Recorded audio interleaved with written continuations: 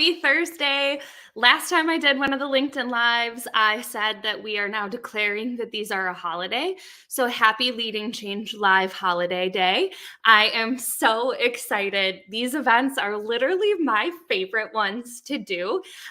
So I have got I think 17, 18 different people that I get to bring on to this live today while we're going to talk all about the different types of challenges that we have in the insurance industry that are coming together to kind of make our perfect storm. So we're not all going to be talking about climate change, but naturally, because that is one of the challenges that we're facing, it's going to come up in the conversation.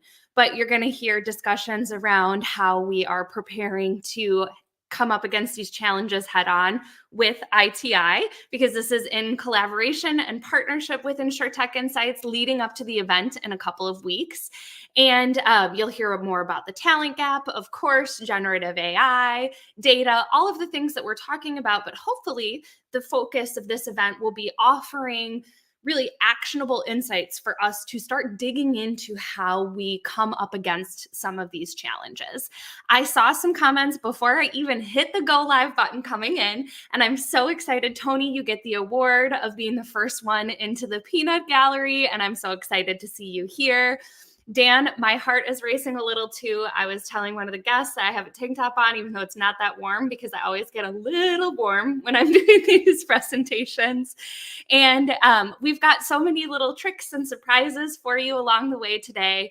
But as you guys are getting situated, getting your cup of coffee, commenting where you're joining from and saying hello, you're stuck with me for a minute, and I'm going to give you the first kind of hot take and vision of what I think we need to do to come up against some of the challenges that we're seeing in our industry. And then I'm going to bring on Megan as our first guest here in just a minute.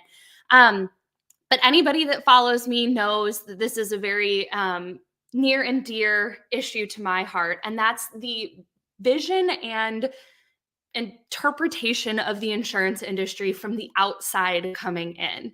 We all joke about it often when we are talking about like, oh yeah, I work in insurance. Isn't that thrilling? Or we make jokes about the fact that people tell us about their bad experiences or those types of things associated with the insurance industry.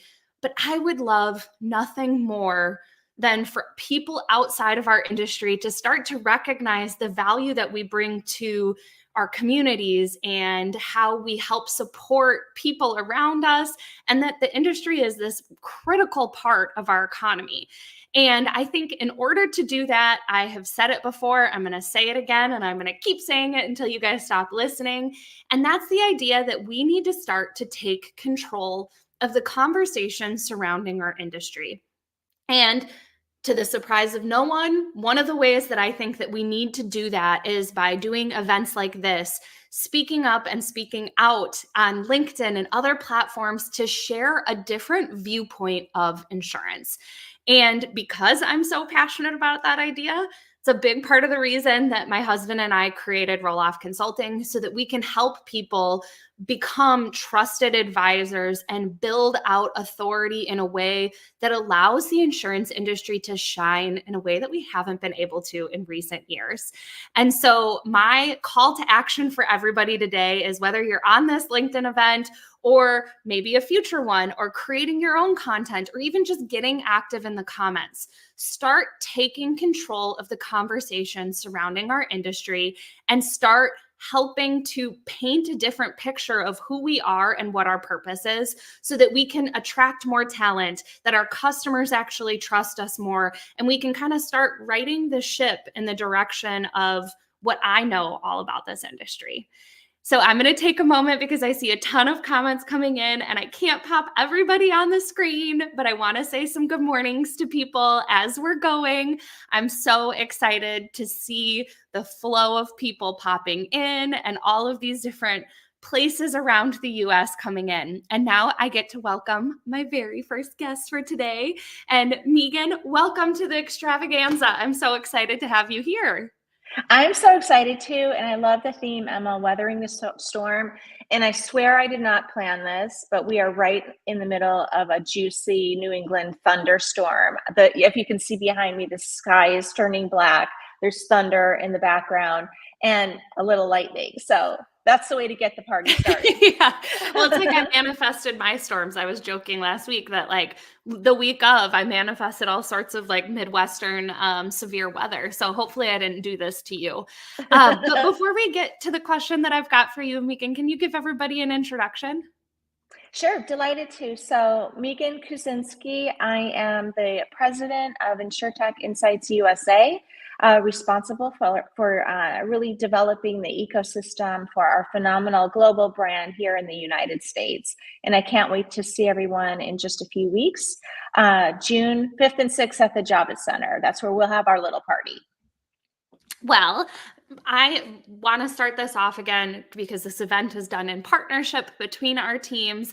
And I want to talk with you guys about what you're doing at the event to stand out and do things a little different and maybe help offer some of those more actionable ways for us to start combating challenges.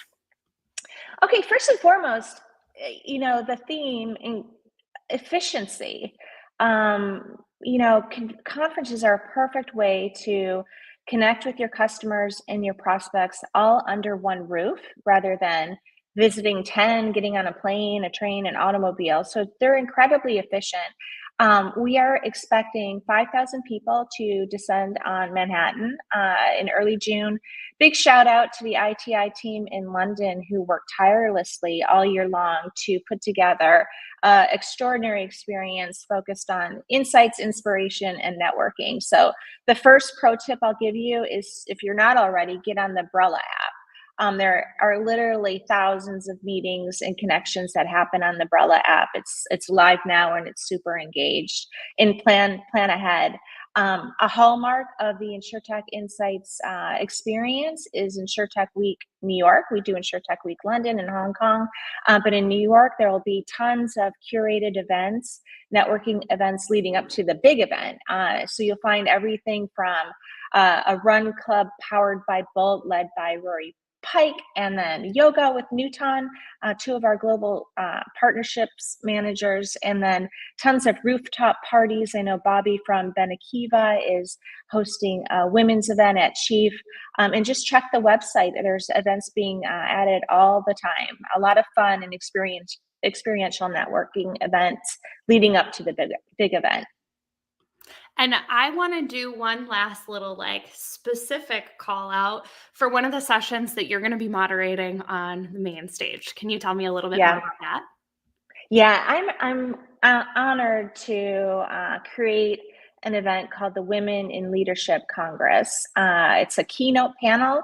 It's important enough that we want this on the main stage. We have powerhouse speakers such as Casey Kempton, who's the new president of personal lines for Nationwide. We have Sabrina Hart, the CEO of Munich Re Specialty, and the one and only Margot Giles from Iris, who's one of the sponsors of the panel together with Google. And we are going to have an amazing conversation about the triumphs and the obstacles, certainly, that these incredible leaders have had to overcome on their path to the C-suite.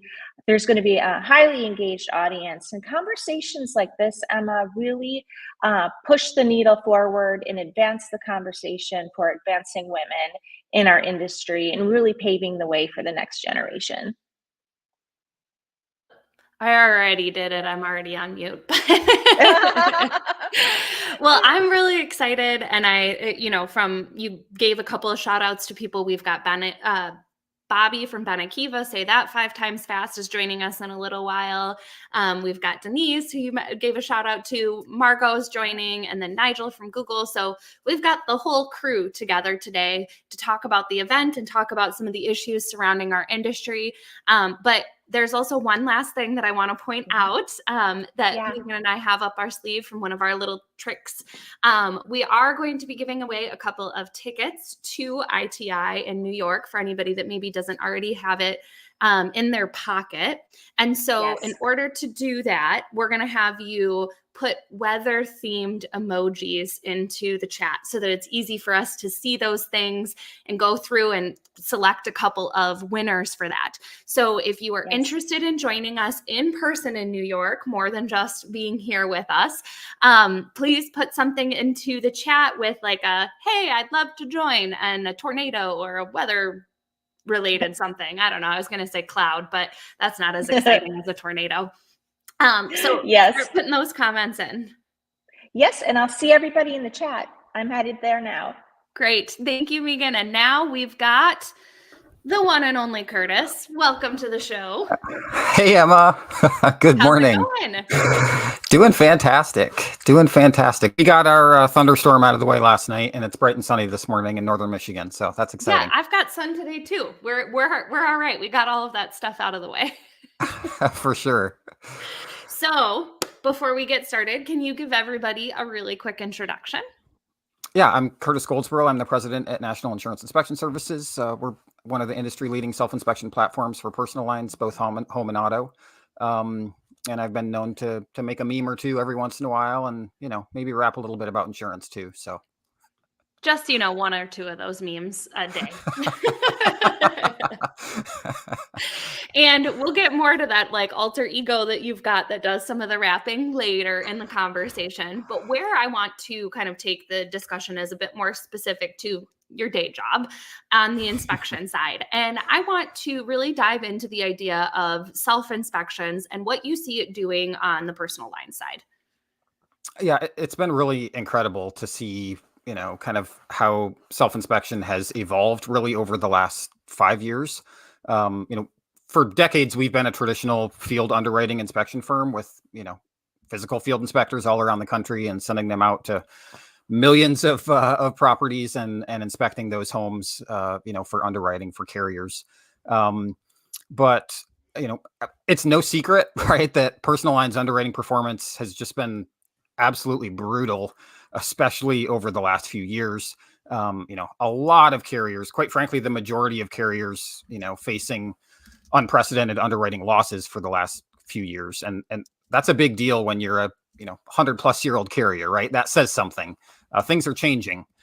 And so, that's driving the need for obvious rate adequacy, right, with these carriers. And of course, that need is pushing personal lines premiums, really through the roof, right? On the homeowner side, 30% average premium increases over the last couple of years, nationwide. And, for people that live in coastal exposures, some of those, unfortunately, they're seeing triple-digit increases, right? It's not sustainable. And I don't think anyone can argue that. So, and there's a lot of factors, right, that are driving that. We're trying to weather the storm here as an industry, right? And you've got obviously both economic and social inflation, litigation funding, all of these talking points, explosion and proliferation of non-weather water losses, which is really one of those specific areas where self-inspection can just bring an immense amount of value. We're off to a pretty rocky start here for 2024 with severe convective storm losses already.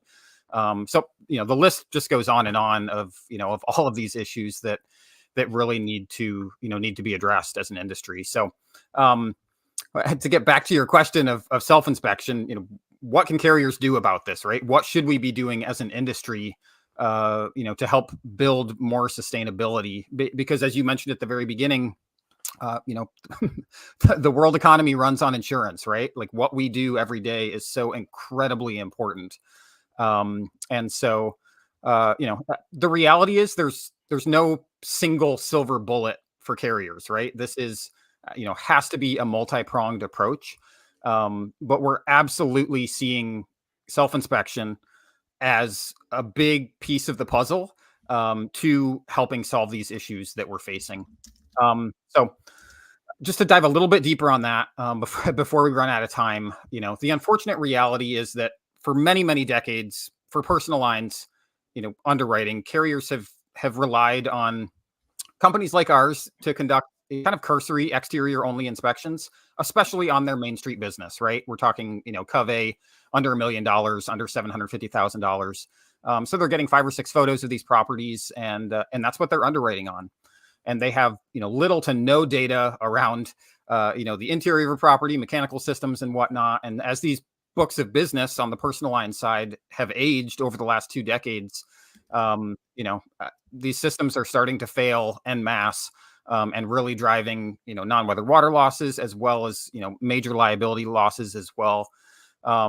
So, what does self-inspection do? How does it solve that problem? Well, it gives carriers much more data that they desperately need now to make accurate underwriting decisions and ultimately be able to accurately assess these risks, and ultimately have a clean and profitable property book. So Curtis, I just want to put it out there that there are some calls from the Uh-oh. audience that I've not been watching the chat. you shouldn't have been watching the chat. That's my job. But there have been some calls from the audience for shades, chains, hats, hoodies. So I'm just going to tell everybody that if you feel like you were robbed of Curtis and his alter ego, to stay tuned because he will be back on for the last 15 minutes of the show and maybe look a little different. That's all I'm going to say. Thank you, Curtis, for talking through inspections with me. It is time for you to go, and it is time for me to bring on Denise, but who knows? Maybe we'll see you later. We'll see what we can do.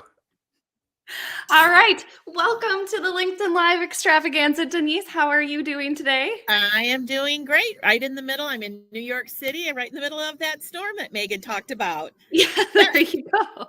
But you're right that those storms in the Midwest, we were close to one a couple weeks ago. It was a tornado hit Omaha, Nebraska, just a couple miles from where we live. It was horrible.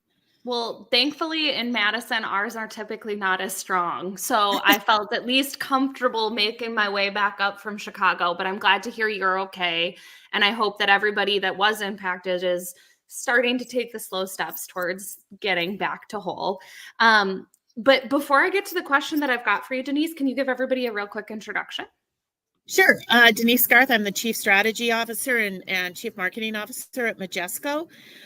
We are a solution provider for both property casualty and life and annuity and health in the marketplace. And we have a whole portfolio of solutions across the entire value chain. Obviously, our core suites, and most recently, about a year and a half ago, we started embedding Gen AI into all of our solutions. And now we've got these intelligent solutions that are really leveraging data and information better than ever before. So what I want to do is tap into that idea of like how we're actually leveraging data, because I feel like that's been something we've been talking about for about a decade, because data has always been something that is like tried and true within the insurance industry. Oh, yeah. But how is that changing, and what does that look like for us moving forward as we get better at harnessing it? Yeah, you're absolutely right, Emma. Data and analytics have always been a stalwart in the industry. It's really what we run on. It's our fuel. It's what we base underwriting on. It's how we base risk on. It's what we analyze to run the business. And we've leveraged data. We built data warehouses. We've used business intelligence.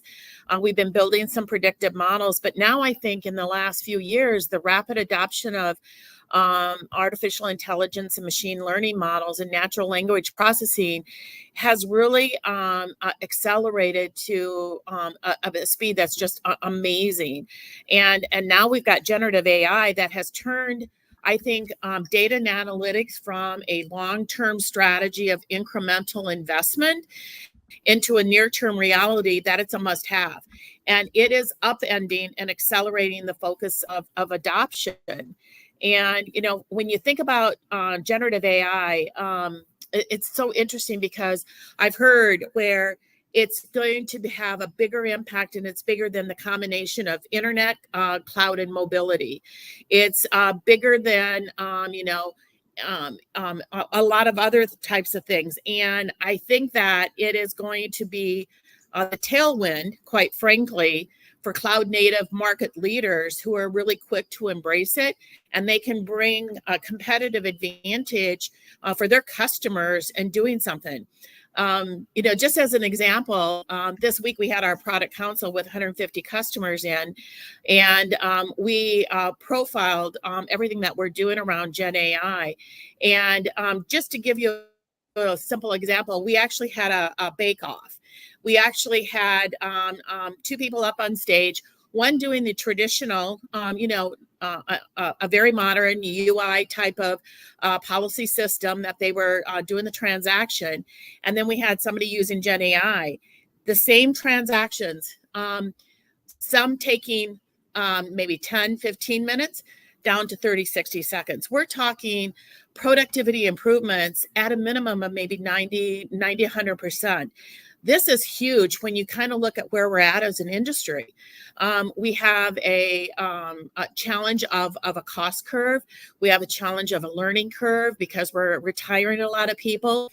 How are we going to be able to kind of bring all of that knowledge and expertise to the next generation? Because like it or not, even with the best technology, insurance is very complex, and we need to be able to really make it enticing for this next generation to be able to really use it. And so I think when you look at the operational effectiveness, you're looking at productivity issues, you're looking at wanting to drive growth, but in a profitable way, and you're trying to really innovate.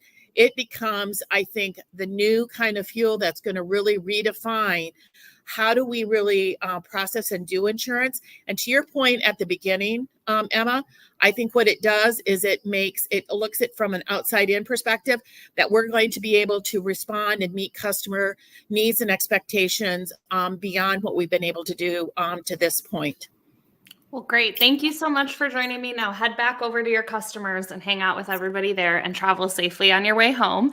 And I'm going to switch you out with Miss Shannon. Welcome to the show. Thank you for joining me.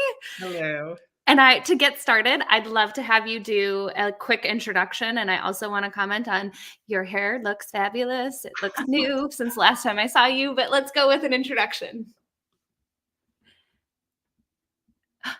Oh, no. Shannon looks like she may have frozen. Oh, you're back. Okay, go for it.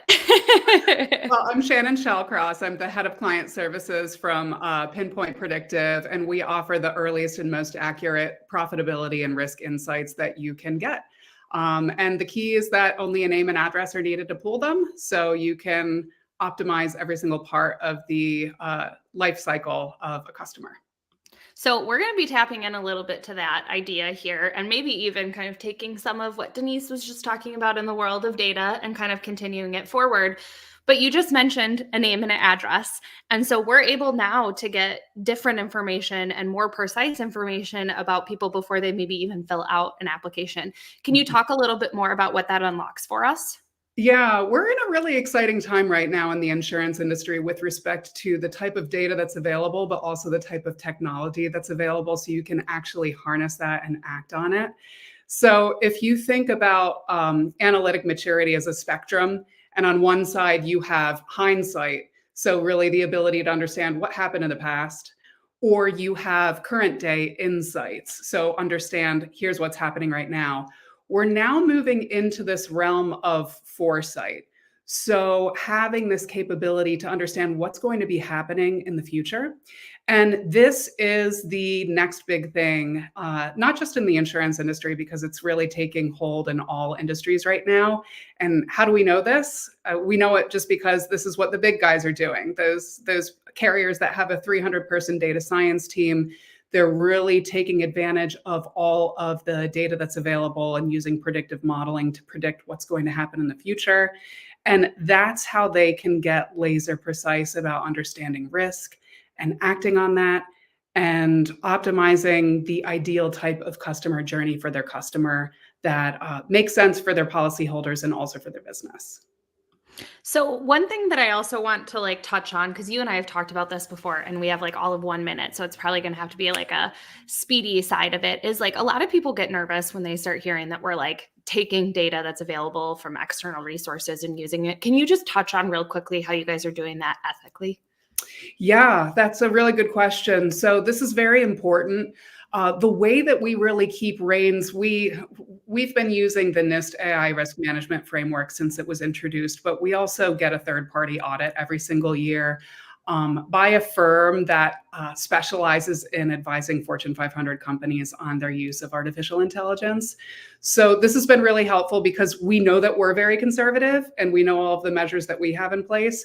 But it's a completely different thing to have a third party look under the hood and look at the data that we're using and also the models that we're using to give us that clean bill of health that we're not adding bias in the modeling process or in the data variables that we're using.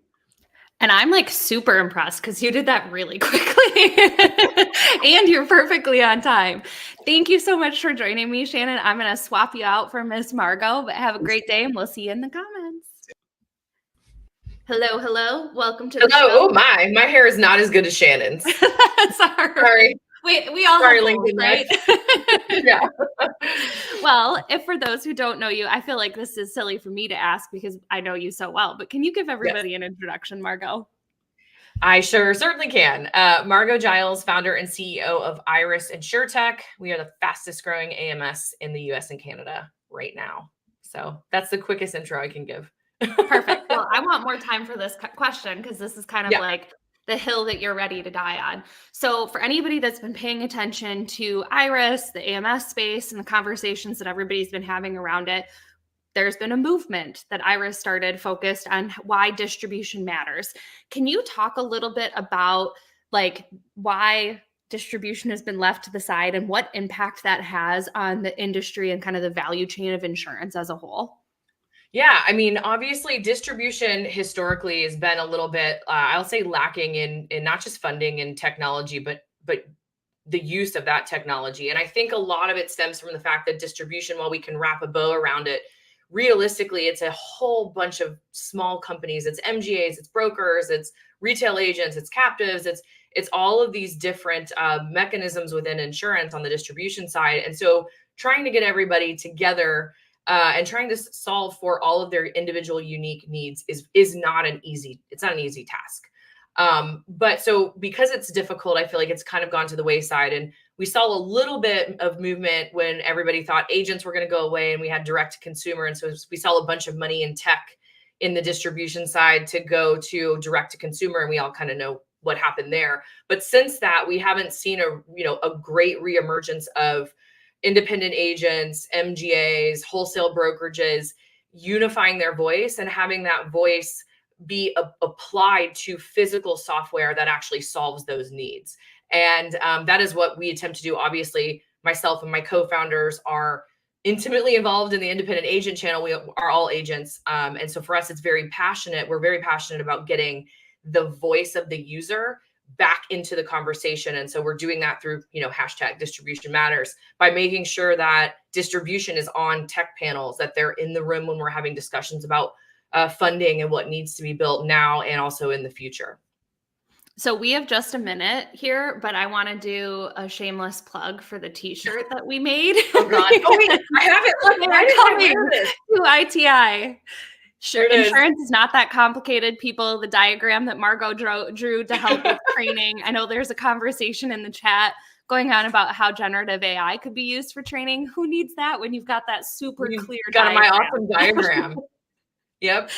And so one thing that I also want to touch on, Margot, is from like the agent space, you're going to have to, this is a rapid fire question for you too. Doing it. Let's do it. But what has been the response from the distribution channel as they're getting access to this more modern technology and like kind of getting a taste of what everyone else has been seeing for years? Yeah, at first, I love showing our screens because we have a very big emphasis on UX, UI, and like usability of the system. We get a lot of like, where are all the fields? And we're like, well, do you need 1,000 fields on the screen? They're like, no, we need 10. I'm like, great, here's the 10 you need. So the feedback is, it's been fantastic. Obviously, we are on a roller coaster right now, but I think at first we had to educate people that, hey, the way that you've been doing it isn't necessarily the best way. Just because you've been doing it the same way. And then once they get over that hump of like, oh, you know what, you're right. I do need human in the center. I do need connectivity. I do need my data. Like I need all of these things to function as an agent or a brokerage. Once they get over that, then all of a sudden you get to see their like the light come on in their eyes and they get crazy with all of the things we can do. Can we do AI with that? Can we automate this? And you can see like distribution is alive with thoughts and they have tons of information to give us on what we need and how we can make all of this process better. We just have to listen to them and give them the platform in which they have the voice to do so. It sounds like we might actually be starting some brawls in the aisles of ITI for these shirts. I'm bringing them. I'm bringing a whole suitcase of where you can get one. Make your way to Iris's booth, apparently early on the 5th to get your hands on one of those shirts. But thank you as always, Margot, for joining me, Thank and you, have a guys. wonderful day. And we're going to bring on Scott. Welcome to the show, Scott. How's it going? Thank you. Glad to be here. Happy to be here. I've got to ask, along with your polo, do you also have your Carpe socks on? Because I do not. The bottom half is off limits. all right, that's fair. That's fair. Your only shoulders up is an acceptable rule for the world. Is in full effect. Before I get to all the questions that I've got for you, can you give everybody an introduction? Sure. Yeah. Happy to. Chief Product Officer at Carpe for 2 years. Background is consulting and 11 years at a large carrier. You're so speedy. I had to like get back to my buttons. I've been watching the whole thing. There's a lot of ground to cover, and I will. There is. So I hadn't seen it before. And I think something tied to what Margot just mentioned about like the human in the center and customer centricity is where we're going to take this conversation. So, why is having our customer at the center more important than we've ever seen before? Let's start there. Yeah, I love that. And the teacher said insurance isn't that complicated. And I totally agree. Insurance is insanely complicated. I feel like if an iceberg's got 10% showing and 90% below surface, insurance is a pile of tiny icebergs. And what Carpe Data does is we help uncover some of that information. We want to be there to help our carriers. So our two products, I'd be remiss to not talk about our claims product. We find new fraud. Finding fraud is hard to do. You've got to help the carriers find fraud that has nothing to do with SIU. So that's one of our big products that I'm not going to talk about, except for that. It's like only talking about one of your kids when you're asked about how your family's doing. So on our other product on the commercial space, we're there to help inform what's really going on with that customer. So the way we look at a customer when you have a commercial policy is we want to help you know who that policy and who that customer really is, what they're actually doing, and then most importantly, how do they do that? So we want to make sure that with just a name and an address, we put the full picture of online content at the fingertips of an underwriter or an automated decision engine, a predictive rule, a predictive model. We inform all those things by saying, who's this business? What do they do? What's their NAICS? What are their operations? What are their business characteristics? And we want to supply that to the carrier so that can round out the policy without asking the customers a million questions. So I feel like in the commercial space, we think about insurance all day long, and most customers think about insurance twice a year. And you can ask them questions all day long. They don't know some of these answers. So if we can help make that process easier by doing risk assessments and predictive risk assessments, then that makes the whole process better for the customer and gives the carrier the information they need to write the policy. So at the risk of making you only talk about one of your children when someone asks how the family is going, let's talk a little bit more about those risk assessments and like, what does that entail? Yeah, right. So we think that at the initial policy inception, we can have a prediction of how diverse their business operations are. We have a measurement of that through an anomaly score. Our most important thing is risk predictions. We have an off-the-shelf loss propensity model for the business. And we bring all these things. We've got several dozen characteristics and scores. And we want to make a centralized point to help the carriers triage and automate their process better. So we do call it the Carpe risk score. It's very simple, 1 to 5, and 5s are good and 1s are tough. And tough just means spend some more time. So we talk about how do we help carriers during difficult times of expense controls, large combined ratios. We want to make sure that they can leverage our data to get a full picture of the customer. Because the customer, they're talking about who they are, but they're not telling their agent, they're not telling their insurance carrier, right? So if you've got a policy and you want to know what's really happening at a customer, you've got to go to the online content. That's where people are talking about the delivered services. So example I used on LinkedIn, you want to know about Scott Barton, you go looking up on LinkedIn. That's kind of what I want you to know about me. If you want to know what I'm really like, you're going to have to talk to my wife and kids. They will tell you what's really going on. And for us, the analogy is to the online content. So if a customer is talking about the services actually rendered, that's what the experience is actually doing. And if you go to their website or listen to a policy form, that's what the agent wants to know about the business or what the customer wants to know about the business. And so we complete that picture and give carriers the full risk assessment of the company. What your family knows about you is far different than what goes on LinkedIn often. Yeah. Opening a whole different can of worms, isn't it? So Scott, you guys will be at ITI as well, right? You'll be and you're doing a session. Can you give a quick plug for your session before I bring on our next guest? Sure, they got me up there twice. So look out for the tech stage, where I'm going to be talking about the dangerous perils of underwriting and how Carpe Data helps on the commercial underwriting side. So take a look at that on Wednesday. I think it's 2:45. And then also on Thursday, then I'm leading a panel discussion talking about the future of underwriting and the future of underwriting risks. And that's on Thursday. So check us out and at our booth. Happy to meet some people there soon. Great. Well, thank you. And I'm going to bring on Gary next, but have a wonderful day and we'll see you in the chat. All right. Welcome to the show. I'm so glad to see you here. Emma, it's great to be back. That was a lot of fun last time. I wouldn't miss this for the world. So thank you Rapid for fire having me on. sessions for the win, right? Yes, So for for sure. anybody that doesn't know you, can you get us started with an introduction? Yeah, so Gary, CEO founder for Uncork. I spent the first 25 years as a global CIO in Fortune 50 companies dealing with all the complexity of legacy and technology, and then left that in 2017. Jumped out of the C-suite, I like to say, to create Uncork, and basically looked back and said, we've been building software wrong for the last 50 years. Let's actually set software in the right direction and build it the right way, and created Uncork to create the enterprise app cloud. And it's been an amazing journey since. Well, so we're going to talk a little bit more about also like kind of how to build some of these new emerging tools the right way, I think, today. So there's already, of course, if Nigel wasn't the last guest, he'd be asking me to put money into the jar again, like in December. But we've already talked about generative AI a couple of times in the conversation. But where I want to kind of tap your brain is, where do you see some of the risks associated with building generative AI apps, and how are you guys helping offset some of those risks? Yeah, and even before generative AI came into all of our worlds, and I'm sure everyone has a load of use cases on each of their desks to say, here's all the possible things we could do with it in AI, and it's not new. Like a lot of this 30 years we've been doing this, the general problem with software outside of AI is you can't, trace, repeat, and I could never sit in front of a regulator and actually say, truly, we're secure.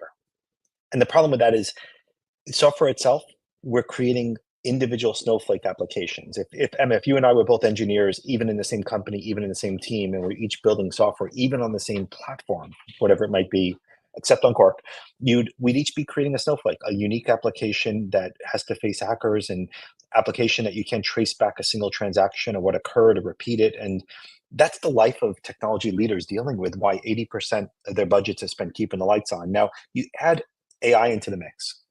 So before, Emma, I'm going to make this up. You picked Java, I picked .NET. We picked two different frameworks. Each of those on its own is going to go through end of life, vulnerabilities, technical debt, all these issues. You throw AI into the mix and you have models self-learning, models constantly adapting.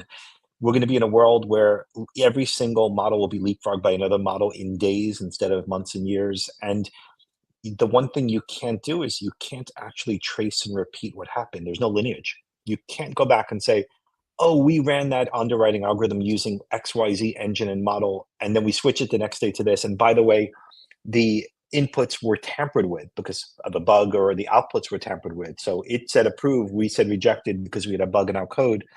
And like, that's the area that excites us. So it's really funny. So I used to face all the regulators and saying, like, we're going to do this and this, and we're going to build a new product in insurance.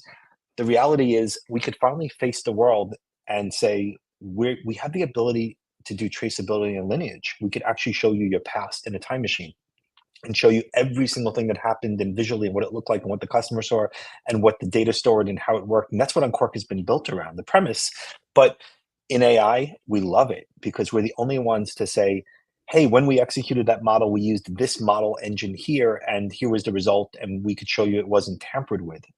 No one else could do that. And that's, I mean, my fear right now with all the craziness I see happening is we're just building more snowflake applications that are individually going to have to answer what happened in the past, and they can't. If you're building an app today, there is no way you could answer what I just said. And the other thing you can't answer is it secure? So like that to me is like this, I don't even want to say it's like a firestorm, because I know the weather, I think you had me as there was a really, interesting character, good looking character. You had me in the weather storm there, I think in firestorm, but like to me, it is, and that's like what I feel like is we're in this firestorm of craziness, and it happened in blockchain a little bit. It happened in RPA. Like the difference with both of those is in models, my 11-year-old son is creating models. And the leapfrog of models we're about to go to. And so don't get too attached to any specific model, and don't be, because it's going to change tomorrow with something better by someone else. So And I think like, be ready for that change. I think that's a fundamental shift from like a mentality perspective that like we have been talking about for a while, but haven't actually gotten ready for the idea that like change is not slowing down. It's not going away. It's speeding up. And we have to get better at adapting to it and figuring out how to make that constant fluidity a part of what we do day in and day out. And recognizing that, I think, is really important. Yeah, I mean, Emma, we're at the stage now. We're working with a partner we announced last week, and I did a LinkedIn Live this week with the CEO and founder. But it's the first stage. I could tell you, when you combine OnCorp with their AI engine, you could replace underwriters completely. There is no more, like, you don't have to assist the underwriter. You could actually do the work of the underwriter in a regulatory manner with traceability and explanation, to go back to the regulator and say, here's what we did, and let me prove it and repeat it and show it. It's a scary world we're entering, but I think, as you said, everyone should read Who Moved My Cheese book. Like, I gave it to everyone in my group when I was like 20 years ago. I gave every employee that in my group. It's time again, I think, to get the book out. Basically, and talk about moving cheese again. Yes. That's your actionable item, everybody. Go read. Please. It's a small book. It's easy to read. There you go. Well, thank you so much for joining me again. And we'll see you in person at ITI in a couple of weeks. And hopefully in the chat here in a moment. But now I bid you adieu, and I bring Miss Amy Cooper onto the show. Hello, how are you? Hey, Emma, great to be here. Good to see you. Welcome. Another LinkedIn Live, another week. Yeah, another live, another week. Amy and I just did one a couple of weeks ago, getting ready for Rise's summit that's coming up a couple of weeks after ITI. And I get the opportunity to lead the charge with a keynote. But before we dive into, because we could talk about that all day, but I want to get to the question that I've got for you. But first, I want you to do a quick introduction for everybody. Yeah, sure, of course. Amy Cooper. So I am the founder of Rise. I started Rise back in 2017 as a way to try to help bridge the talent gap in insurance. And since then, I've also joined Gallagher Bassett, and I'm a VP of carrier practice there. But I'm very passionate about talent, and that's why I love working at Gallagher, just because they also share that and they support me in my dreams. So yeah, just wanted to share Rise, share about Gallagher, and share about my passion for helping young people in the insurance industry. So we're going to talk about the talent gap, which is obviously something we're both passionate about. But like over the last couple of years, and I've got a new one to add to like the pile. There's like the Great Resignation, and then there's quiet quitting. And now the new one that Forbes just released is like the Great Unbossing, where companies are apparently letting go of middle management to try and flatten organizations. And it's like another big talent, terrifying title that just essentially gets to the idea that whether you're inside the insurance industry or out, talent is harder to retain. It's harder to find. And that is only intensified when you come into our industry. Looking at like Margot's shirt with like the diagram of insurance not being that complicated, like we work in a complicated industry. Back to what I said at the very beginning, we work in an industry that doesn't have a great reputation. So how are you and Rise working towards trying to change that? Yeah, lots of ways. So our 4 pillars, it's innovation, inclusion, leadership, and mentorship. And everything that we do is based around trying to help propel early talent, help people support them in their careers in insurance. So a lot of the things that we're wanting to do is helping people as they get into insurance, find a mentor, get the leadership skills, get connected, get networked, and stay in the industry and have the resources that they need. Rise is free and for individuals to join, and it's really awesome to get connected that way. So we have our leadership summit coming up to get that type of training. We focus on human skills. We focus on individuals as a whole and trying to help them be their best. I think the insurance industry has a history of always competing with the finance and tech sectors and trying to, just compete for talent there. We've seen a lot of challenges over the years in the insurance industry with layoffs. I think the debossing thing is really funny. I've seen a huge trend recently, like just in the last couple of months, of early retirement packages going out, and big waves of lots of experience just leaving the industry. So that's something that we're all faced with having to solve. And I think we've come down to understanding that we need to grow our own. And so that's really what Rise focuses on, is the holistic, helping grow our own talent, helping connect people and keep them here, and be able to compete with all the other industries that want I like the idea of growing our own. It sounds like we've got like a nice little garden of beautiful flowers. And the last plug that I want to make, and this is a conversation that I have a lot because of my involvement with Rise and helping support like the innovation committee in the past and joining the board. You don't have to be fresh starting your career to join Rise. Anyone and everybody is welcome. There's options for development for everybody in the industry. And we need mentors and people to pair up with those young people. And for me, when I came to my first Rise conference, it was one of the most valuable for me from a networking perspective to get connected with senior leaders and kind of find those opportunities to network in a more authentic way. Yeah, thank you for mentioning that. A lot of people are like, oh, well, I'm not young. Well, we need mentors. We have other roles for people within Rise. And if you're coming to our event, it's June 18th through the 20th in Fort Lauderdale. We have our famous speed mentoring. And that is really fun. And you'll get to connect with a lot of people. And we've got a perfect segue then, Amy, to say thank you to you and bring on Bobby, who is going to be joining us in Florida and possibly sneaking into that speed mentoring session as well. Welcome to the show, Bobby. How are you? Good, Emma. Thank you for having me here. Yeah. So I want to get started with a quick introduction for anybody that doesn't know you. Okay. So I'm Bobby Shrivastava. I'm one of the founders of Benekiva, and what we've created is a low-code, no-code platform focused on claims.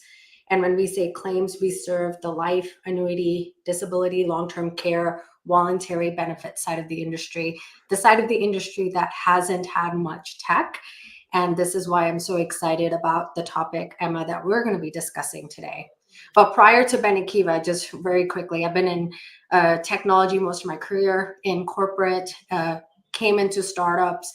Benekiva was my third startup. So went startup crazy, but found a passion in claims due to my own personal issues and the voice of the customer. And Emma, let's dive in. Well, we're going to be talking about maybe like that, I would say, human centricity, not just customers, but customers and employees. And I think, Bobby, you were coming after my heart with this question when we decided that this was what we were going to talk about, because obviously this is one of my favorite topics. But how can we balance digital transformation and that like human at the center, who, from my opinion, is what matters, to really drive efficiency and make our digital transformation dreams come true? Now, Emma, we share the same passion, because I truly believe that when you talk about true digital transformation, it's really about enhancing that human potential, creating that synergy between what we're going to innovate, and we can't forget about empathy. So, when we talk about, why there needs to be that balance between digital transformation and really focused on the human, right? The human element. Oftentimes, when we look at customer experience, it's not AI everything, right? People do want that personal connection, especially for us when we're serving the claims audience, right? They may want to talk to somebody. They may be so lost that even a simplified digital FNOL may not work for them. So how do we create that personal connection? But then technology creates that responsiveness where if I need status update, do I really need to make a phone call, or should I get an automated text message or an email saying, I got it, we're taking care of you? That to me is where enhancing customer experience is the human in the loop effect. The other area is everybody feels like, with the rise of automation, there's that fear of employee engagement and potentially impacting productivity. We're seeing that if you do provide technology to your claims people or to your people in general, you're going to see employees that are more engaged, We're attracting younger talent.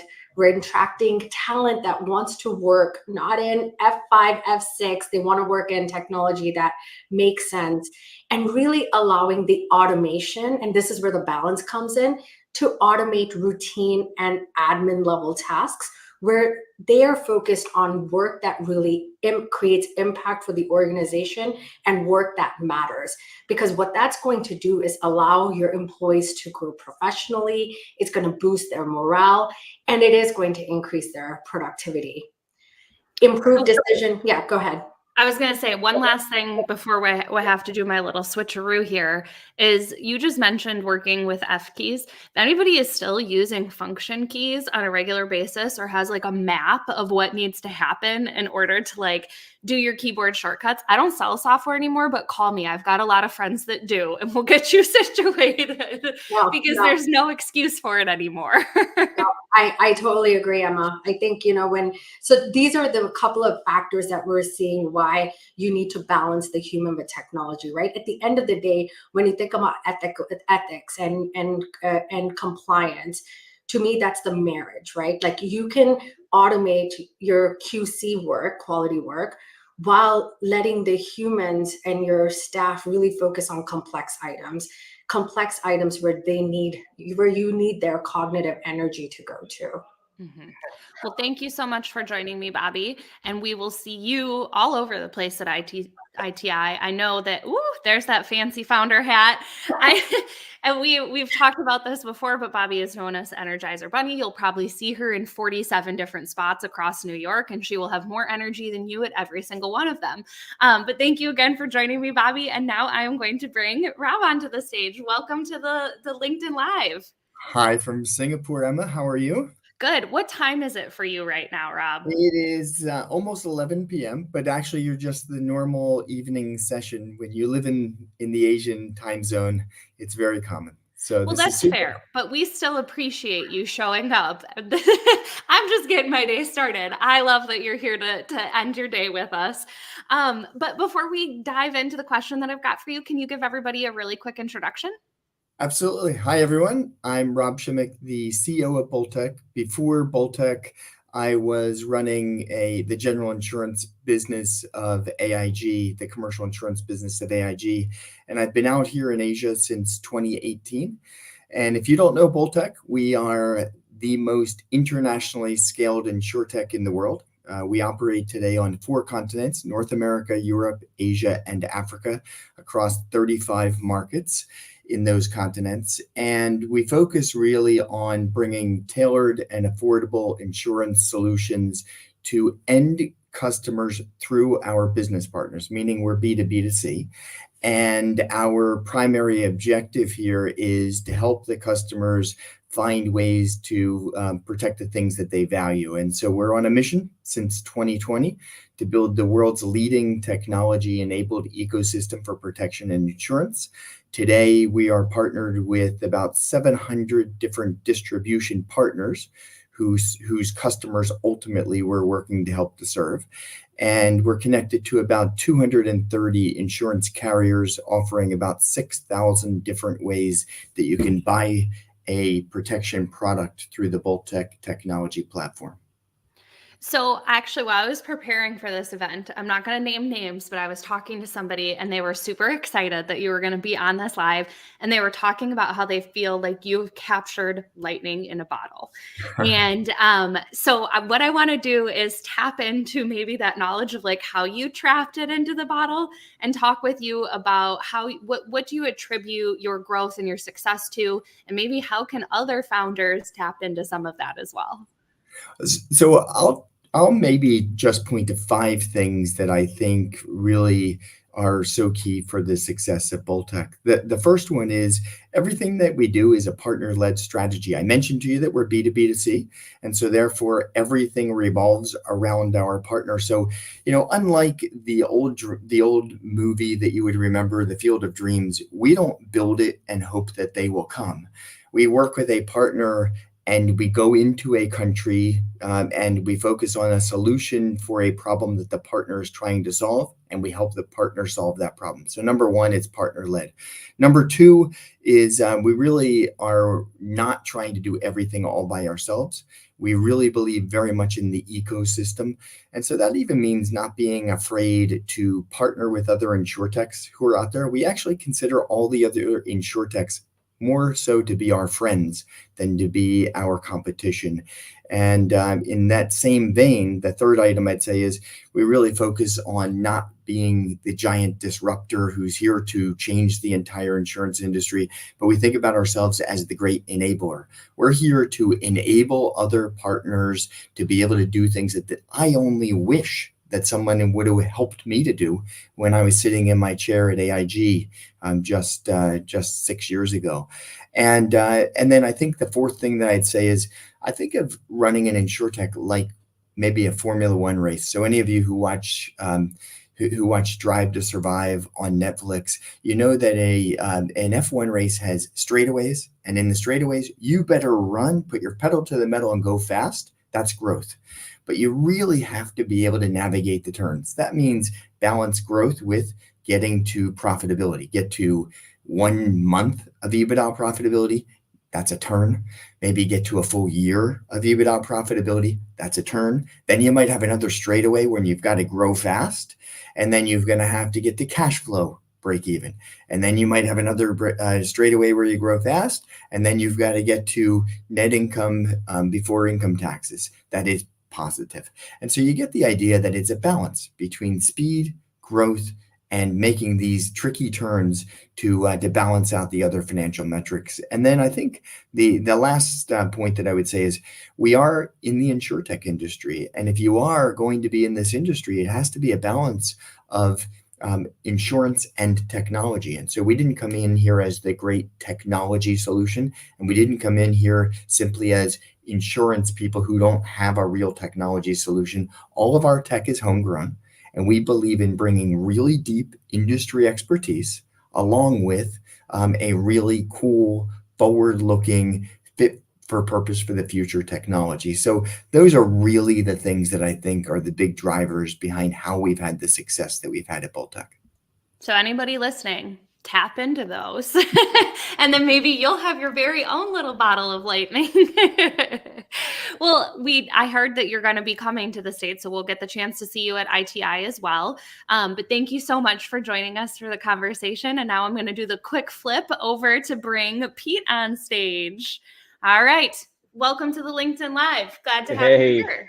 Hey, Emma, it's great to be here. How are you doing? Good. I'm going to get started with a quick introduction from you, sir. Yes, I am Pete Kidd. I am the head of insurance operations for Foxen. Foxen, we provide insurance compliance solutions, and through our waiver program for tenant legal liability for property owners and operators across the United States. So the last time that you and I sat down for an interview, we put our token millennial hats on, and we had a conversation about the talent gap and managing through it now that millennials are starting to make that move. But today where I want to take it is putting our customer hats on. And for all intents and purposes, for anybody watching, just so you know, the millennials do have the crown of the largest buying power right now. So you want to hear, we probably have to have both hats on, our millennial and our customer hat on. But from your perspective, Pete, have we done what we need to keep up with changing demands from the customer? Look, yeah, I mean, I think the insurance industry is getting better, right? I think consumers are getting smarter. And that just comes to a testament of there being just so much information and knowledge out there.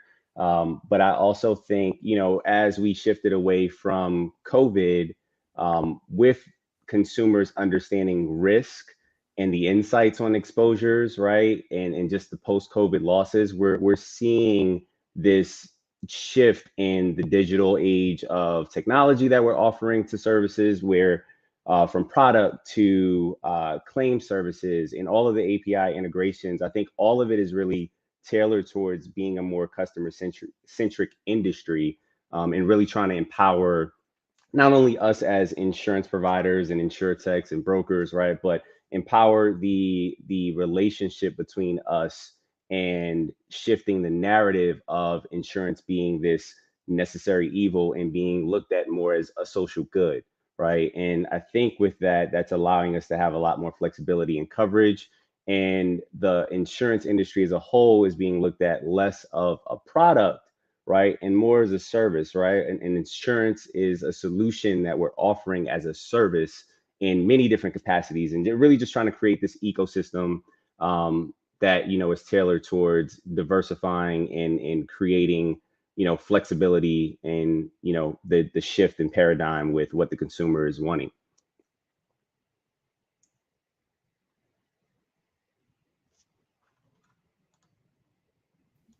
I did it. I do it every time. I was like, was it me or was it still you? getting around it. Every time I do one of these, I go on a monologue while I'm muted.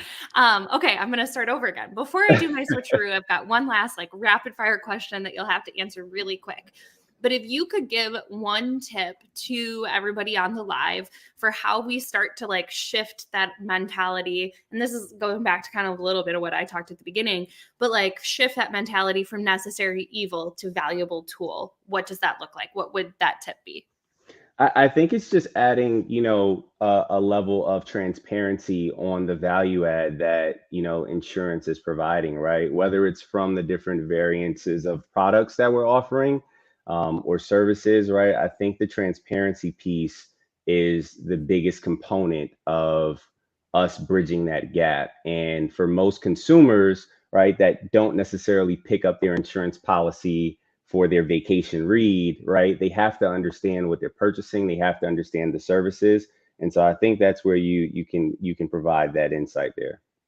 Great. Well, thank you so much for joining us, Pete. And I'm going to do the switcheroo then to bring on Mr. Brian Falchuk. Hello, welcome to the conversation. Hey, thank you for having me on.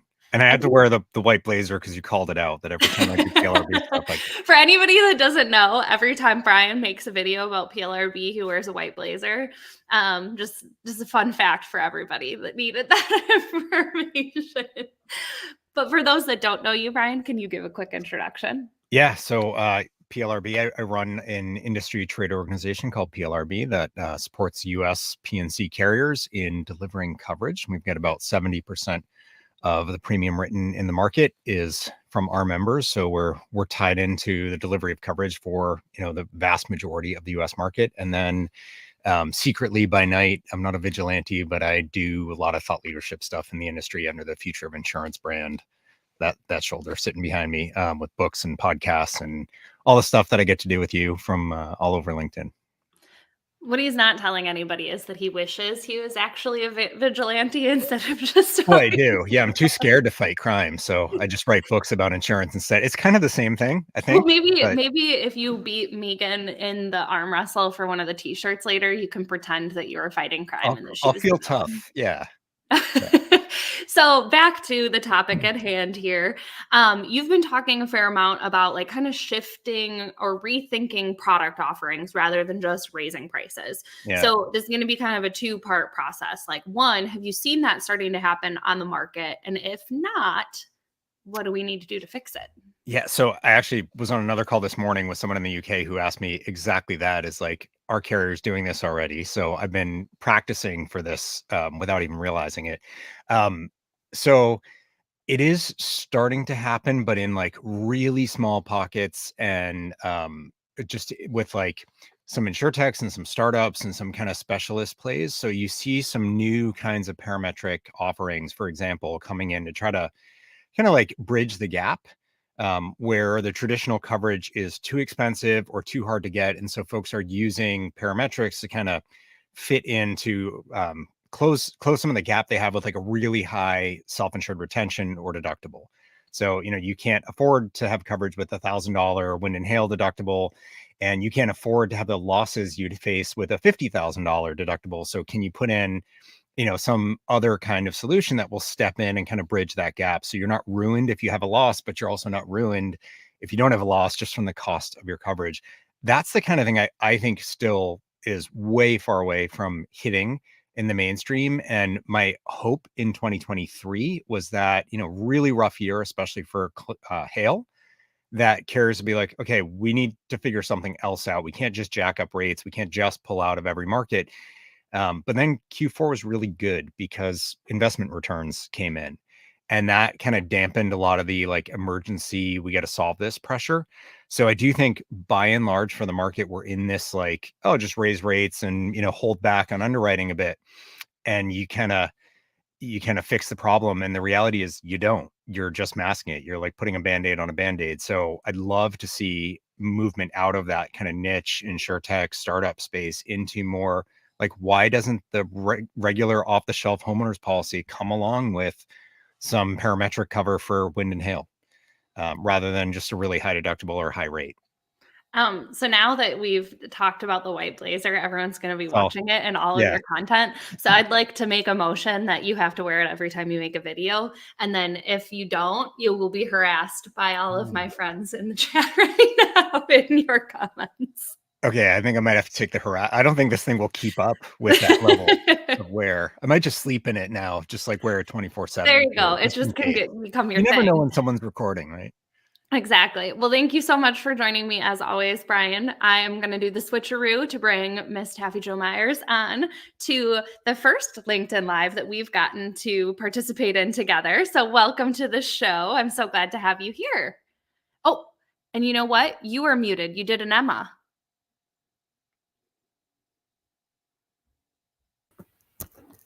You would think after all this time, we would learn how to unmute ourselves, right? As we come into the opportunity to speak. I apologize for that. It is my great pleasure to be with you for the first time, Emma. Thank you for the invitation. Yeah. So, and don't worry, I did it earlier. I went on a monologue while I was on mute. So you're not alone. You're in good company.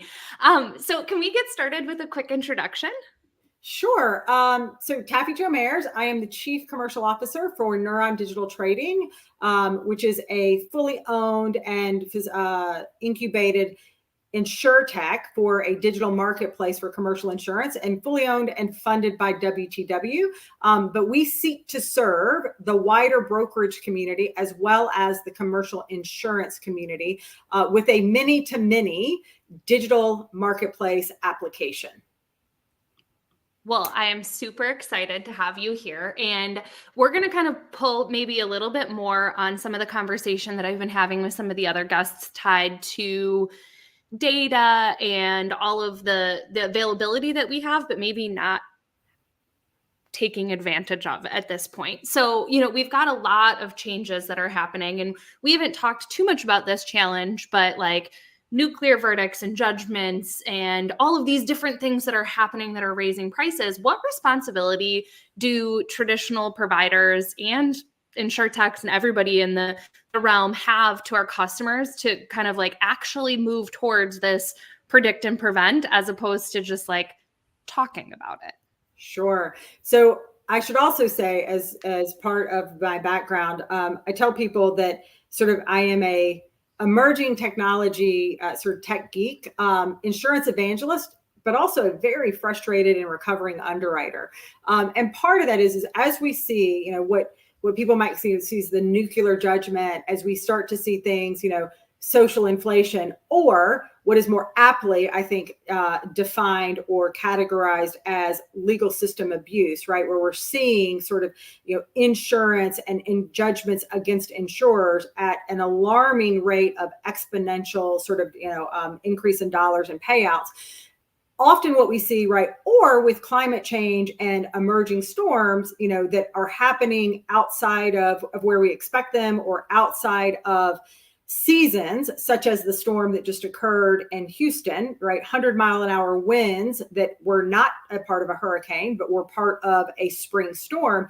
What we typically see is insurance carriers sort of retrenching and thinking about their appetite in a way that is more restrictive, right? And so ultimately that expands the coverage or the protection gap, which then creates the opportunity for more frustration by the from the insurance buyer, whether commercial or personal. And of course, then the legal system and the regulators all want to sort of point at the big bad wolf of the insurance, carriers, the insurance providers.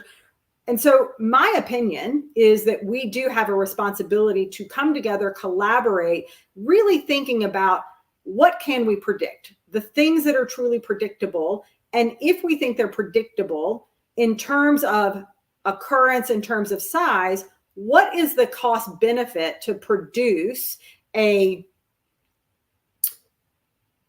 protection or a prevention scheme, right? So if I do this, how does that benefit me, the insurer, or the insured, not just the insurer, in the long run, so that I can still have some predictability in the total cost of risk and also perpetuate my business? Because let's face it, even in the insure and restore, that's not a great outcome, because it could take me 6, 7, 12, 24 months to restore my operations following a loss. And that's just the financial bit. That's not including the reputational bit that comes with that. So our responsibility is to really take all this data that we've been hoarding and sitting on for years, determine what is truly usable, determine what is truly predictable. And so predictable, the probability, the sort of the risk, the size of the risk. So that probabilistic model, the deterministic model, and then look at that aligned with what are the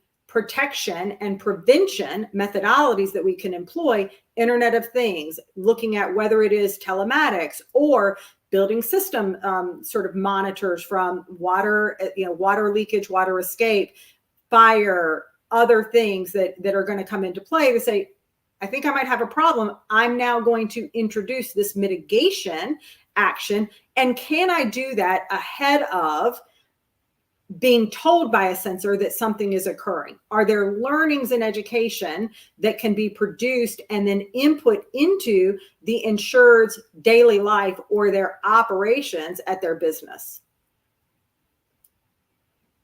And I remembered to hit the mute button that time. It took me an extra second to come on stage. But thank you so much for joining us for the conversation, Taffy Joe. I've seen a lot of comments coming in specifically around the legal system and nuclear verdicts, nuclear judgments, and that type of thing. So you definitely hit on a hot topic that we had not discussed prior in the Right. chat. So thank you so much for joining me. We'll certainly have you back again for another installment of the LinkedIn Live Extravaganza.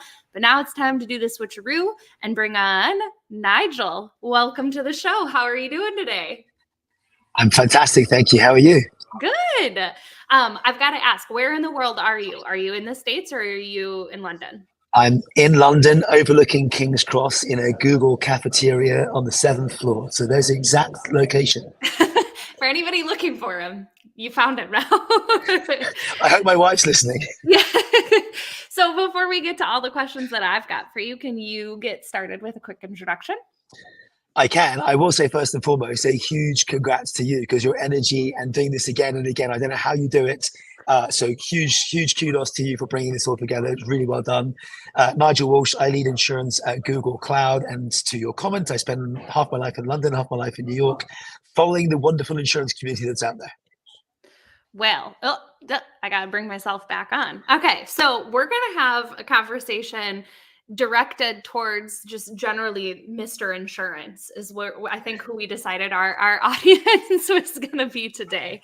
And we're going to be jumping on, and I got to laugh a little, because last time I was supposed to have a swear jar for generative AI, and now your question is directed in that general area as well. So I just got to bring that up a little bit here. But so we owe each other money. How's that? There we go. Fair. We'll buy each other a drink when we're in New York. But actually, you'll probably just make me get up at 6 o'clock in the morning and go do a workout somewhere. Yes. But when we're addressing Mr. Insurance and we're talking about generative AI, we've seen this massive growth. First, I want you to talk about what growth we've seen in the last year tied to generative AI, and then kind of what you're seeing in terms of the response from our industry, and not like what chatter is happening, but actual action. Yeah, it's a good point. And I almost want to pause and reflect for a second in that we have to remind ourselves how far we've come. And I was at an event here in London yesterday with 100 insurers here in King's Cross. Not a year ago, 21st of March, 2023, Bard was launched. And I played the launch video to everyone yesterday. It was really, I'm going to say it was cute to watch. But 21st of March, it burst onto the scene. Hey, welcome Bard. In a single modality. It had a 1,000 token context window. I'll say it again, 1,000 tokens. That means that's roughly 4,000 characters in English. It was pretty good. People were excited by it. It was cute. You could do some really interesting things with it. And then I'm not sure everyone's seen the Astra video that came out from Google DeepMind and Google recently. Again, it's available on YouTube. But at Google I/O, we announced our latest and greatest models. They're all around Gemini. They've been rebranded and renamed over the last couple of months. But we announced our latest and greatest model that had a 2 million token context window. And you put it into context, in just a year, that's like 1,000 plus releases, a whole set of features, multiple modalities. So it's not just text anymore. It's image, it's video, it's audio, it's so much more. So in a really short period of time, this thing has gone at exponential scale and growth with new models, new capabilities, all the things that were questions on day one around security, IP, enterprise readiness, legality. They've all been asked by every single carrier that's out there and every single customer, not just in the insurance world, but specifically in regulated industries. How are we going to address these things? And I think we just need to pause and reflect sometimes to go, actually, we've come so far. All those questions that used to come up never come up anymore. They're almost as a case of we've got all those controls in place, we've got all those security in place, we're happy with what we're doing. And then the second, so that's the journey. And by the way, I don't see that slowing down anytime soon. So if folks are going, I'll wait for the next one, don't wait. It's just going to keep going. So get started is my advice first and foremost. To the second part of your question, our community, our industry, our carriers, our brokers, our insurtechs have all picked it up at different paces. I think the conversation has gone from what the hell is this? So where on earth do I use this? And you heard from lots of folks on the session today about use cases in underwriting and claims and legal and elsewhere, into the how. And depending on your maturity and your state within the organization, both technically and from a cultural perspective, that's where I've seen the biggest changes. So our insurtech community, the folks like what we're doing with Gary and Uncle, the folks at Federata, the folks at Cytora, and so many more that have embedded our capabilities into their technology, is actually really, really interesting because they've done so at pace and scale. They have the ability to do so given their size and speed. On the carrier side, I think everyone, broadly everyone is moving forward with proof of concepts. They're learning what they can do, they're learning what they can't do. But I think we're at the very tip of the iceberg. I've almost got this conversation that we have around table stakes to say, all the things that you're trying now are the same as everyone else. So let's not reinvent the wheel. And one of my clients just said to me, we're not even going to do a proof of concept. What are we going to prove? That Google can do search? And I'll pause for a second because I will talk to you about this for hours otherwise, Emma. But broadly, insurtechs flying along, carriers and brokers flying along, but we are genuinely at the tip of the iceberg right now. And the message is that you need to actually get started. You can't just sit around and wait for it to be perfect because it is just, you're going to be left completely behind if you do that. Just as an anecdote, I was chatting to a buddy of mine this morning on the train on the way into London. He's a lawyer, and he said there was a note in one of the legal articles recently that came out that said the non-use of AI in the legal profession may be considered negligent going forward. And I thought it was really interesting comment because we've spoken about AI for years, and he says I spend ages looking. Does this sound familiar? Looking up stuff on the internet, finding out what a leaseholder or whether the things are correct, understanding the terms and conditions. And that's hours of work for a legal assistant or lawyer to go through. And if that can be automated in seconds or instantaneously, not doing that is really bad for the industry. And I think broadly what we're going to see is a massive divide occur between the folks that have leveraged, deployed, and used this to the folks that have not. And the folks that are sitting on the edges going, let's think about it, will find it really, really hard going forward to play catch up. Well, and I think that my viewpoint on this and like the entire, like the fear that's associated with some of that is that it's not that those jobs or their knowledge or their disappear. It's that we use it in different spots and we use it in higher value spots.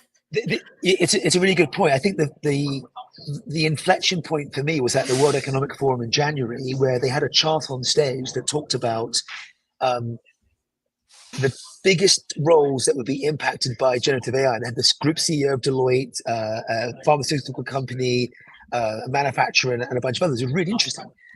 And for years, consulting has been telling us that AI is going to replace jobs. And we understand the why behind that. But the Charter generally said, here's how we're going to augment the jobs, not replace them. And I think if you think of this as a second brain or as an assistant that's there to superpower what you do today, I don't want to hire a expensive, if I go back to Margot's comments, I don't want to hire qualified, talented brokers or agents. I don't want to go hire qualified, talented actuaries or underwriters to go push things around systems with 1,000 fields, whatever else. I want access to the right things. I want the machines doing all the clever work behind, like Denise and co are doing as well. So let's make the machines do the work that we don't need to do and focus on the things that us as humans are creative, curious, and brilliant at doing. I'm going to do one last little thing before I switch and bring the next wave in. But I saw something online that was like, I don't want AI to do art or make music. I want AI to do my dishes and vacuum my floor so that I have the time to make art and music and do all of the things that I want to do. So I like that tweet was like the perfect encapsulation of like, yeah, that's the entire point is we're either supposed to offload this stuff so that we can solve harder problems or offload this stuff so that we can actually focus on the parts of humanity that we love. So I'm totally with you. I'm totally with you. I'm seeing the comments coming in about legals and everything else. I think lots of people are figuring this out together, but the biggest point you made, start. Let's figure it out. Well, thank you for joining me, sir. I'm going to do a switcheroo now, and we've got you're going to want to stay on, but either here or on LinkedIn, because we've got the moment everyone has been waiting for. I have the pleasure of bringing on some of my collaborators for a recent project that we have been scheming on for a while. So I am going to welcome Kate, Cody, and Loss Ratio. Technically, he's gone through the transformation that everybody wanted. When poor Curtis came on, that was not enough for anybody. They wanted Loss Ratio. So you guys, we deliver on what your requests are. But before we dive into the grand premiere of this project that we've been teasing and talking about, Kate and Cody, can you guys do a quick introduction? Kate, I'm going to come to you because ladies first. Can you share a little bit about yourself with everybody? Sure. I'm the founder of Jumpstart Insurance, and we developed parametric for the consumer market, starting with earthquake risk. Jumpstart was bought by Neptune in 2021, and we still operate under Neptune Flood. Neptune provides flood insurance that is a competitor to NFIP, and also Jumpstart, parametric earthquake. And we want to bring more visibility to the notion of parametric and how it works for the consumers, because what the consumers really love about it, we thought what they would love is the fast payment, which they love, but what they really love is the no arbitration and the degree of fairness that it brings to the insurance trust relationship. Wonderful. And now, Cody, can you please do an introduction to everyone as well? Absolutely. Thank you for having me, Emma. My name is Cody Eddings. I'm CEO and co-founder of Snap Refund. Snap Refund helps insurers and agents manage payments with automation and analytics. We have two products. Our first product, ClaimSnap, launched in August of last year. We help insurers send claim payments. And then after a lot of requests from agents, we got in the distribution game and launched our second product just this February, which is called Agent Snap, which simplifies agency billing. Wonderful. Well, thank you both for joining. Curtis already did an introduction, but I will let you speak for a moment if you'd like to introduce your alter ego here as well. I'm Loss Ratio. You're going to be seeing a lot more of this in the coming days and weeks, and excited to see so many folks at ITI here in a couple of weeks. But I don't know. I mean, Kate randomly kind of messaged me. I don't know, Kate, what was that? 3 months ago, maybe, and February, we jumped on a call, and fast forward to today, and here we are, and we made something pretty cool. So going back, I'm giving a full circle moment for everybody. Going back to the conversation that I had on the very, very front end of one of the things that I genuinely in my heart believe we need to do more of in this industry is showing that it's fun, is showing that it doesn't have to be what people always thought that it was, and starting to really change the narrative surrounding our industry. And I said it earlier, but this is really part of what Roll-Off Consulting is all about, is taking control of the conversation, thinking of new and innovative ways to get insurance into people's hands, help close coverage gaps, or also help people on their careers with their personal branding and all of those things of what it looks like to change the narrative of our industry. And I am so excited for this project because I think that it does such a nice job of that. And, you guys have all seen the behind the scenes footage of what we've been up to in San Diego. And just to set the record straight, Curtis was not arrested, but was weirdly looked at by the police. And that's about the extent of that, just to set the record straight. And so without further ado, I think what I would like to do is release the footage of what really happened in San Diego. So without any further ado, I'm going to take all of us off the camera and run the video. World premiere. And here we are in beautiful San Diego, California, baby. This is where the crib is. Got the boogie board for the ocean here. Got the mask on the wall. I can't tell you about that vacation, but it was lit. Come on in. Got plenty of room here to chill with my homies. Might have had a new photo shoot here recently. Got the flat screen TV. What more could you ask for in beautiful San Diego? Whoa, what's that? Whoa.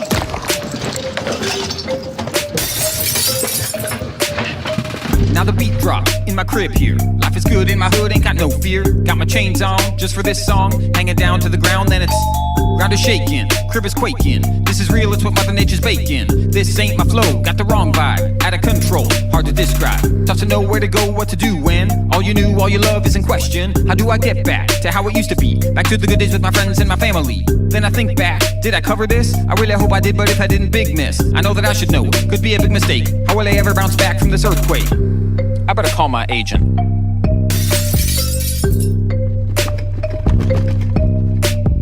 Hi, I'm your agent. Please stay patient. Got a lot of clients in the rotation. I'm here and I'm patiently waiting, but I think that my moment's escaping. Moment's escaping? What are you saying? Look into the place that I'm staying. You see, the earth keeps shaking. Earthquakes, I see what you're saying. Is my coverage enough? Will I lose my stuff? Should I just move? Then I'll be done. Come on now, that's no fun. Just trust me, we'll get it done. Augment your coverage and sew up the seams. Quakes and floods, everything between. Yeah, man, I know what you mean, but I think that I might need some new policies. Well, you might want a little bit extra. More safety, etc., etc. Earthquake strikes and the claims will spike, but Jumpstart gets you paid by the end of the night. End of the night? That's sounding right. Right? It's parametric, there's no debate. Claims auto-approve, it'll all be straight. They use claims after you get instantly paid. That's great. Right? Yeah, actually, that's really helpful. Well, I mean, look, that's the point, man. Honestly, I'm just happy to provide coverage for people. It's kind of my job. So, how does this all work, though? Okay. You might live through a natural disaster. Parametric gets you paid right after. Jumpstart auto watches for quakes, then sends you like 10 or more K. Wait, but how do I get it? Oh, it's no biggie. They'll send a link to your digits. It takes a few minutes, and after they send it, you'll find yourself in a better position.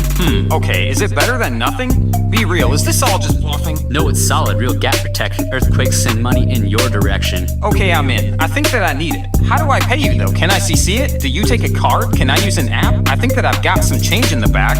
All good, we use Agent Snap. Agent Snap? What is that? It is Snap in the mix. It's so slick. Automates signing and billing real quick. Really that simple? Just set and forget? Exactly, my man. It's the best safety net. It remits on time and we have no regrets. Just follow the link and it does the rest. Yes, I'm in. Cody, there are so many people in line out there right now. Are you rapping with the customers again? No. Yes.